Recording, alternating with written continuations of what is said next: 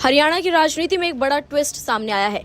उचाना से बीजेपी विधायक देवेंद्र अत्री की मुश्किलें बढ़ गई हैं। चुनावी नतीजों पर उठा विवाद अब हाई कोर्ट तक पहुंच गया है।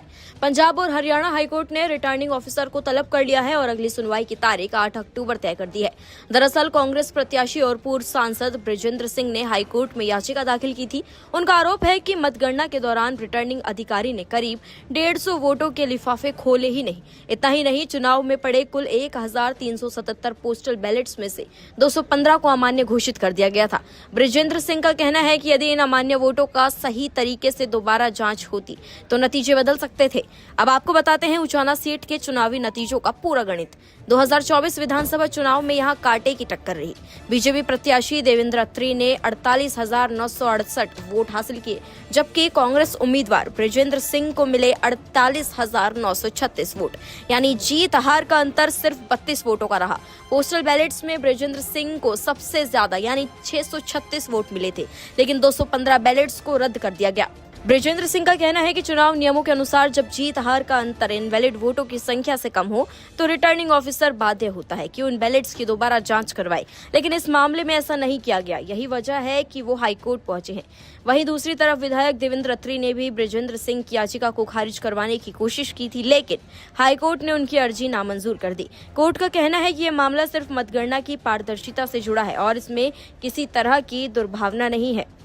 कांग्रेस प्रत्याशी और पूर्व सांसद बृजेंद्र सिंह हरियाणा की राजनीति का एक जाना पहचाना नाम है। वो हरियाणा के दिग्गज नेता और पूर्व केंद्रीय मंत्री चौधरी बीरेंद्र सिंह के बेटे हैं। चौधरी बीरेंद्र सिंह लंबे समय तक कांग्रेस में रहे, लेकिन बाद में बीजेपी से जुड़कर केंद्रीय मंत्री भी बने।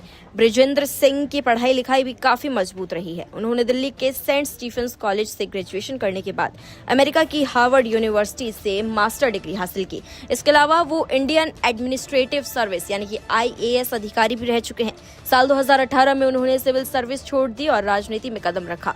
2019 के लोकसभा चुनाव में बृजेंद्र सिंह को बीजेपी ने हिसार से टिकट दिया और उन्होंने जीत हासिल की, यानी उन्होंने अपनी राजनीतिक पारी की शुरुआत बीजेपी से ही की थी। लेकिन कुछ सालों बाद उन्होंने बीजेपी छोड़ दी और कांग्रेस में शामिल हो गए।